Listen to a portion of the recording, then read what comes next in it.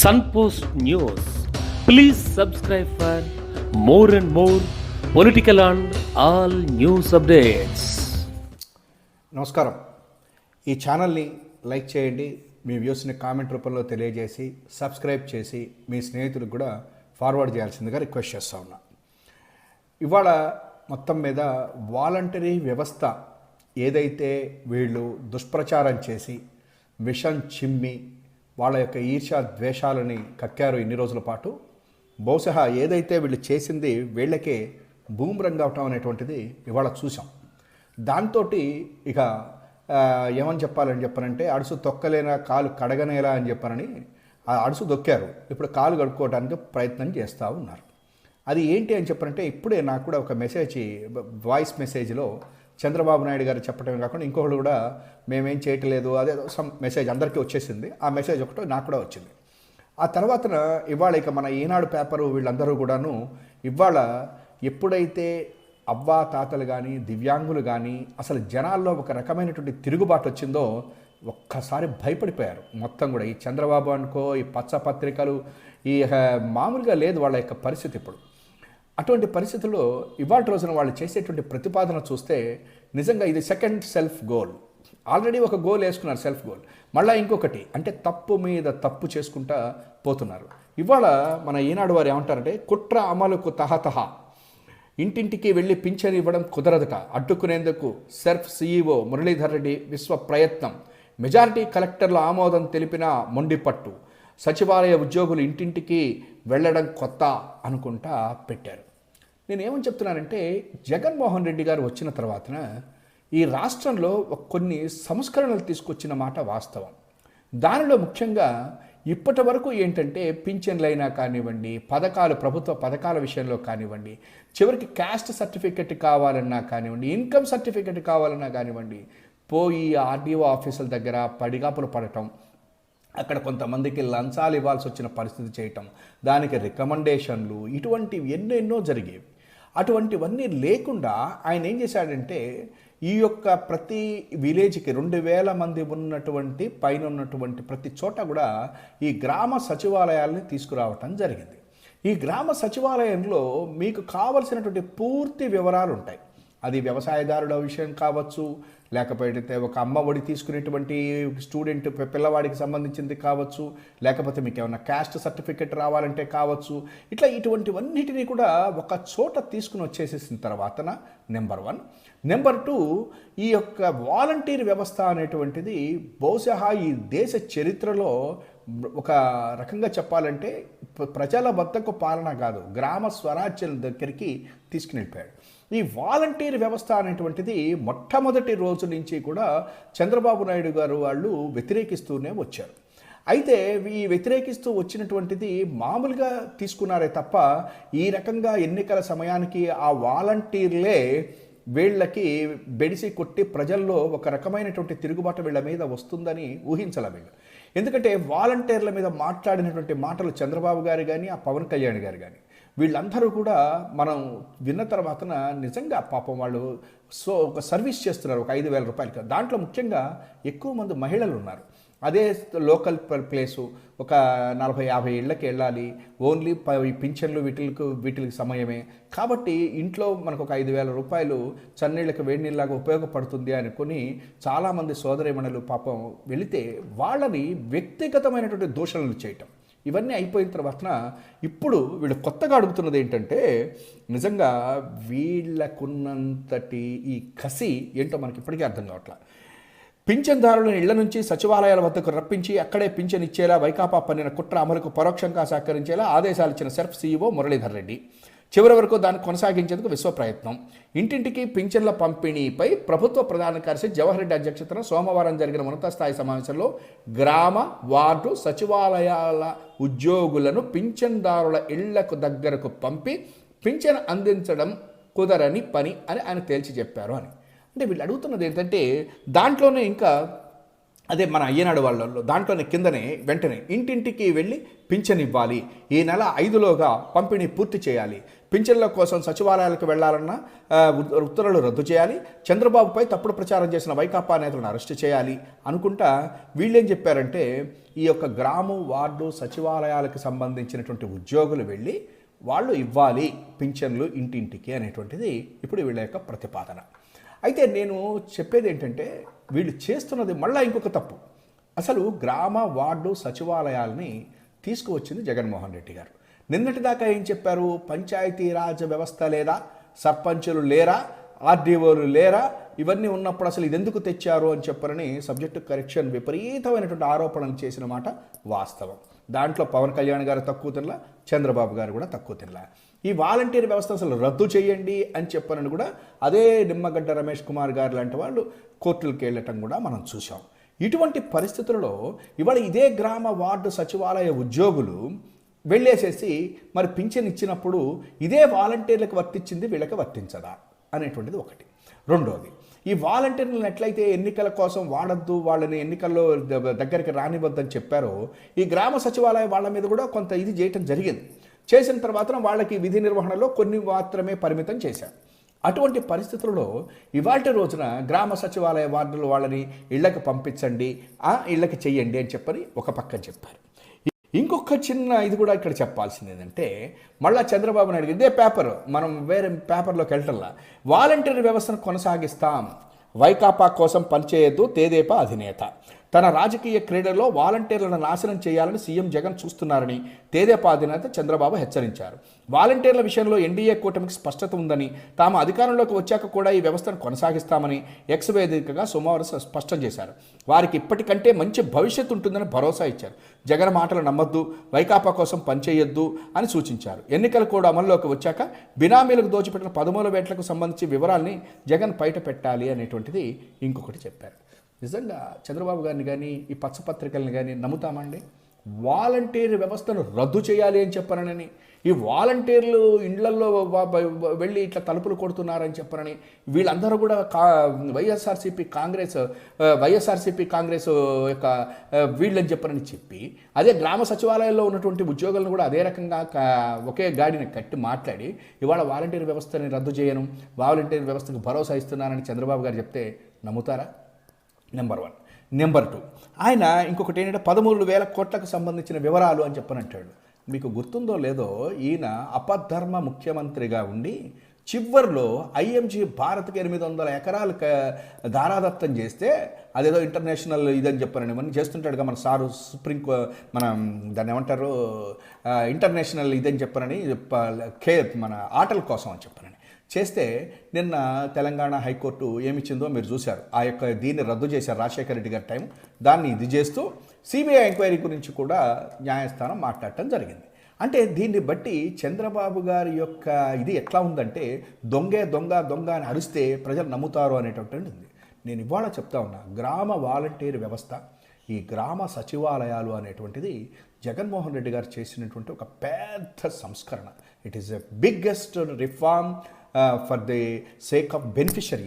ఈ యొక్క పథకాలు స్కీమ్స్ కోసం అని చెప్పని ప్రభుత్వం దగ్గరికి వెళ్ళేటువంటి నుంచి ప్రజలకు వెళ్ళేటువంటి దాంట్లో ఈ బెనిఫిషరీ దగ్గరికి దరిదాపుగా రూపాయికి 15 పైసలు చేరుతోంది అని చెప్పని రాజీవ్ గాంధీ లాంటి వాళ్ళు కూడా బాధపడ్డారు. కానీ దాన్ని ఎట్లా కరెక్షన్ చేయాలనేది చేతకాల ఎవరికి కూడా. కానీ జగన్మోహన్ రెడ్డి గారు చేసేసాడు ఆ పని.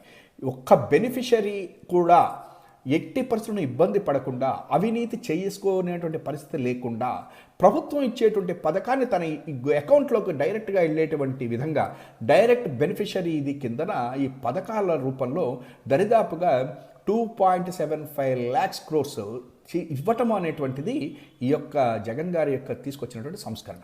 అయితే మనం మన కసి, మన ఈర్ష, ద్వేషంతో ఇన్నాళ్ళు కక్కాం, కానీ ఇప్పుడు వీళ్ళకి అర్థమైంది. ఇవాళ నేను చెప్తా ఉన్నాను, ఈ యొక్క వాలంటీర్స్ చేసినటువంటి సేవ మామూలుది కాదండి. ఇది మనం అందరం ఏమనుకుంటా ఉంటే ఏముంది, ఈ కాస్తే కదా అక్కడ పోయి ఏదో పథకం ఇచ్చారని. కాదండి, ఈ పింఛన్ ఇచ్చేటప్పుడు చాలా ప్రాబ్లమ్స్ ఉన్నాయి. ఎందుకనంటే చాలామంది వృద్ధులు వాళ్ళు బెడ్ మీద పడుకుని ఉంటారు. పాపం వాళ్ళకి ఐరిష్ అనేటువంటిది ఇది కూడా సరిగ్గా మనకి ఇది సరిగ్గా ఉండదన్నమాట. రెండోది వేలిముద్రలు కూడా పడవు. అటువంటి వాటి కోసం జాగ్రత్తగా వాళ్ళ దగ్గర అక్కడ కూర్చుని సమయం వెచ్చించి ఆ యొక్క ఇదనన్నీ పూర్తి చేయటం అనేటువంటిది ఒకటి. రెండోది, ఈ వీళ్ళందరూ కూడా ఎక్కడెక్కడో ఉంటారు, పాపం హాస్పిటల్స్లో ఉంటారు. మనం ఒకసారి చూసాం, ఒక వాలంటీరు ఎక్కడో ఆమె హైదరాబాద్లోనో ఎక్కడో పూనాలోనో ఎక్కడో ఉంటే అక్కడ దాకా వెళ్ళి కూడా పింఛన్ ఇచ్చేశాడు అని చెప్పనేటువంటిది కూడా మనం చూసాం. వాళ్ళు నిజంగా ఒక బ్రహ్మాండమైనటువంటి సర్వీస్ చేశారు. అంతేకాకుండా దరిదాపుగా ఇప్పుడు ఈ యొక్క వాలంటీర్ వ్యవస్థ తీసుకొచ్చిన తర్వాత సక్సెస్ పర్సంటేజీ 99.999% ఉంది. ఈ వాలంటీర్స్లో ముఖ్యంగా మీకు మహిళలతో పాటు అన్ని సామాజిక వర్గాల వాళ్ళు ఉన్నారు, అన్ని పార్టీలకు సంబంధించినటువంటి వాళ్ళు కూడా ఉండటం అనేటువంటిది ఇందులో ఒకటి ఉంది. దీని మీద కొంచెం పొలిటికల్గా ఎంత మాట్లాడినప్పటికీ కూడా ప్రతి వాలంటీర్ సక్సెస్ఫుల్గా చేశారు. అయితే ఇక్కడ చంద్రబాబు గారు వాలంటీర్ వ్యవస్థ మీద కుట్ర పన్నుతున్నారట. ఈయన యొక్క ఇదికి ఇక మనం వేరే చెప్పక్కర్లా. ఎందుకంటే వాలంటీర్ వ్యవస్థ తెచ్చింది ఈయన. వాలంటీర్లని డైరెక్ట్గా ఇంటి దగ్గరికి పింఛన్ ఇవ్వాలి అని చెప్పని తీసుకున్నటువంటి డెసిషన్ ఈయన. మరి చంద్రబాబు నాయుడు గారు ఇవాళ పంచాయతీ రాజ్లో ఉన్నటువంటి ఎంప్లాయీస్ని వాళ్ళందరినీ వెళ్ళి జీతాలు ఇవ్వండి, అదే పింఛన్లు ఇవ్వండి అని చెప్పనని రిటైర్ అయిపోయినట్టంటే ఓడిపోయో గెలిచో ఇంతకుముందు మంత్రులు చేసి వీళ్ళందరూ పోయేసేసి ఎలా మన ఈయన జవహర్ రెడ్డి గారిని కలిశారు కదా. మరి వీళ్ళందరూ ఆ రోజుల్లో వీళ్ళు కూడా వెలగబెట్టారుగా, మంత్రి పదవులు వెలగబెట్టారు, ముఖ్యమంత్రి పదవి వెలగబెట్టారు మన చంద్రబాబు గారు. ఆ రోజున ఈ ఐడియా రాలేదా వీళ్ళకి? రాదు. ఎందుకంటే వీళ్ళకి పేదల మీద లేదు. ఎంతసేపటికి కాంట్రాక్టులు తీసుకోవాలా, భూములు కొనాలా, ఎంతంత ఇదే ఒక రకమైనటువంటి గుత్తేదారు యొక్క ఇదే తప్ప గుత్తాధికారులు అనేది గుత్తాధిపత్యం చేసి వాళ్ళ ప్రజల్ని ఇచ్చేయాలనే తప్ప ఈ రకమైనటువంటి రాలా. అటువంటిది ఆయనట కుట్ర పన్నాడట. 58 నెలల నుంచి ఆల్మోస్ట్ ఈ వాలంటీర్లు సేవలు అందిస్తున్నారు. ఇది తీసుకొచ్చింది కూడా జగన్మోహన్ రెడ్డి గారే. అటువంటప్పుడు ఇవాళ రోజున ఎలక్షన్ కమిషన్ దగ్గరికి వెళ్ళి దాన్ని తీయించేసింది వీళ్ళైతే ఆయన కుట్ర పన్నాడు అనేటువంటిది ఎంత మటుకు కరెక్ట్ అనేటువంటిది కూడా మీరు ఒక్కసారి ఆలోచించాల్సినటువంటి అవసరం ఉంది. ఇంకొకటి ఏంటంటే ఇవాళ మొత్తం గ్రామ సచివాలయ ఉద్యోగులు 1,35,35,000 మంది ఉన్నారని మొత్తం మీద ఈనాడు చెప్పింది. వారు కూడా ఒప్పేసుకున్నారు ఉన్నాయని. అయితే ఈ వాలంటీర్స్ ఎంతమంది? 2,60,000 మంది ఉన్నారు. 2,60,000 మంది ఆల్మోస్ట్ జనవరి మొదటి రోజు నెల మొదటి రోజునే పోయి పింఛన్లు ఇస్తారు. ఆ పింఛన్లు ఇచ్చేందుకు వాళ్ళు రెడీగా ప్రిపేర్ అయిపోయి ఆ రాత్రే పొద్దున్నే తెల్లారగట్టి 5ంటికే వాళ్ళ ఇంటికి వెళ్ళి తలుపులు కొట్టేసేసి ఇస్తారు. ఆ రకంగా ఇన్ని నెలలు జరిగితేట ఇప్పుట డబ్బులు లేవుట, అందుకోసం అని చెప్పనని జగన్మోహన్ రెడ్డి గారు ఈ రకంగా చేస్తున్నాడు అని చెప్పని ఇట్లా మళ్ళీ ఇంకొక సెల్ఫ్ గోల్ వేసుకోవటం. నేనేమని చెప్తున్నానంటే ఈ చంద్రబాబు గారు వాళ్ళకి మీ కుట్రలు కుతంత్రాలు మిమ్మల్ని దహించి వేస్తూ ఉంటుంది. ఈ పచ్చపత్రికల్ని కూడా ఇవాళ ఇన్నిసార్లు ఈనాడు పేపరు, ఆ ఆంధ్రజ్యోతులు, మీడియా ఇంత ఈ వాలంటీర్లు ఈ పింఛన్ల గురించి అవుతున్నారు అంటే ఎంతగా వీళ్ళని జనం తిరుగుబాటు వచ్చిందో అర్థమైంది వీళ్ళకి. ఇంకొకటి ఏంటంటే ఈ వాలంటీర్స్ వ్యవస్థలో ఈ పెన్షన్లు అనేటువంటిది చాలా ముఖ్యమైనటువంటిది. చంద్రబాబు గారి సమయంలో ఓన్లీ 39 లక్షల మందికి ఇస్తే ఈయన 66 లక్షల మందికి ఇవ్వటం కదా. ప్రతి ఇంటికి వెళ్ళి చాలా జాగ్రత్తగా వీళ్ళు చేసినటువంటిది ఇవాళ రోజున ప్రభుత్వానికి మంచి పేరు తీసుకొచ్చింది. ప్రజల్లో కూడా వీళ్ళందరికీ కూడా మంచి పేరు వచ్చిన మాట వాస్తవం. కాబట్టి ఇవాళ రోజున చంద్రబాబు నాయుడు గారు తెలుసుకోవాల్సింది ఒక్కటి, ఇప్పటికైనా కూడా వీళ్ళు కనుక మారకపోయేటట్లయితే ఇంకా మిగతా విషయాలు వదిలిపెట్టండి, ఇంకా ప్రజలు వీళ్ళని పూర్తిగా మార్చేస్తారు అనేటువంటిది వీళ్ళు తెలుసుకోవాల్సినటువంటి అవసరం ఉన్నది. ఇవాటి రోజున ఈ యొక్క పింఛన్ల దాంట్లో సెల్ఫ్ గోల్ వేసుకున్నటువంటి వీళ్ళు ఇప్పటికైనా కూడా ఇంకా తగ్గి వీళ్ళు చేసిన తప్పుకి చెంపలేసుకుంటే తప్ప ఇంకా వీళ్ళని నమ్మేటువంటి పరిస్థితి లేదు. ఇందులోనే ఇంకొకటి కూడా మాట్లాడతాను. ప్రభుత్వ ఉద్యోగుల వైకాపా నాయకులా అని చెప్పనని ఆయన కోడు ఉన్న వైకాపాకు మద్దతుగా సచివాలయ ఉద్యోగుల సంఘం అధ్యక్షుడు వెంకట్రామిరెడ్డి సమావేశాలు.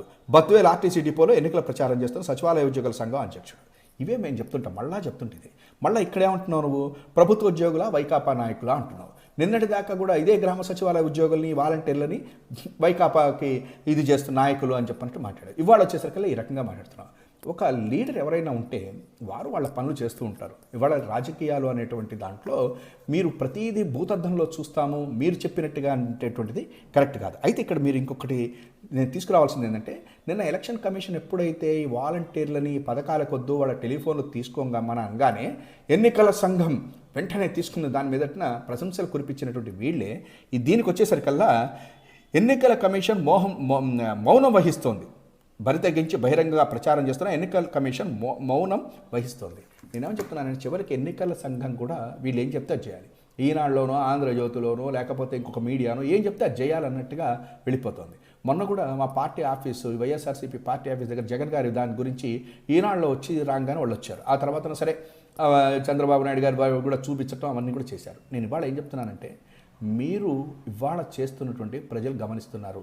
ఒకప్పుడు మీ యొక్క వ్యవస్థల్లో మీకున్నటువంటి పట్టు అవన్నీతోటి మీరు ఏం చేసినా చెల్లింది, మీరు ఏం రాసినా చెల్లింది.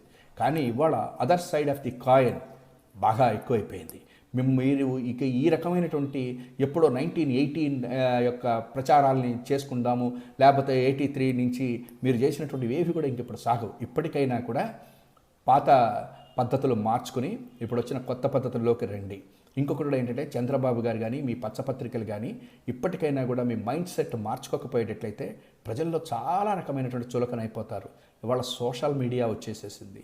ప్రజల్లో కూడా ఒక రకమైనటువంటి మైండ్ సెట్ మారింది. ఇన్నాళ్ళు వీళ్ళు ఏవేవో రాస్తుండేవాడు, ఎందుకంటే వీళ్ళకి నచ్చితే వాళ్ళని రాసేస్తారు. ఉదాహరణకి ఆయన ఎవరో ఒక మంత్రి ఉండేవారు మా వైఎస్ఆర్సీపీలో, ఆయన రెండోసారి కూడా కంటిన్యూ అయితే ఆయన మీద రాయనటువంటి ఆరోపణలు లేవు. కానీ ఇప్పుడు చంద్రబాబు గారికి ఆయన టికెట్ ఇచ్చేస్తే ఆయన మంచివాడు అయిపోతాడు.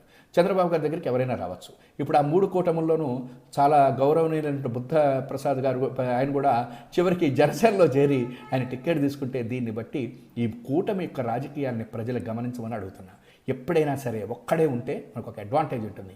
తను చేసేది తప్పైనా రైట్ అయినా చేయగలుగుతాడు. ఇవాళ ఈ వాలంటరీ వ్యవస్థే కాదు, ఈ పథకాలే కాదు, ఇవాళ జగన్ గారు చేస్తున్నటువంటిది 4.5 సంవత్సరాలు అంటే అటు ఇటుగా 5 సంవత్సరాలలో అతను ఒంటరిగా నిలబడ్డాడు. ఈ పింఛన్లు పట్టుకొచ్చాడు, ఈ యొక్క కొత్త రూట్లు చూపించాడు, విద్యా విధానంలో ఏ రకంగా చేయొచ్చో చూపించాడు. అందువలన నేనేమని చెప్తున్నానంటే, రాజకీయ పార్టీలను మార్చాల్సింది కూడా ప్రజలే.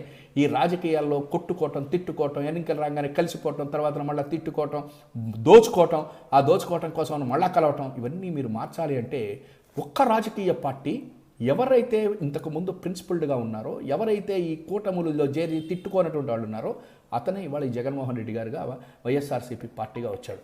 అతన్ని మీరు సపోర్ట్ చేయటం మూలకంగా నెక్స్ట్ వచ్చేటువంటి రాజకీయ పార్టీలు కూడా నేర్చుకుంటారు. మనం చెప్పేది ప్రజలు వినరు, మన ఇష్టం వచ్చినట్టుగా మనం ఉండకూడదు, ఇవాళ కొట్టుకున్నాము, ఇవాళ కలిసిపోయామంటే ప్రజలు నమ్మరు అనేటువంటిది వస్తే విశ్వసనీయత, క్రెడిబిలిటీ అనేటువంటిది రాజకీయాల్లో రాకపోయేటట్లయితే మనం ఇబ్బందులు పడతాం. మీరు ఒక్కసారి ఆలోచించండి.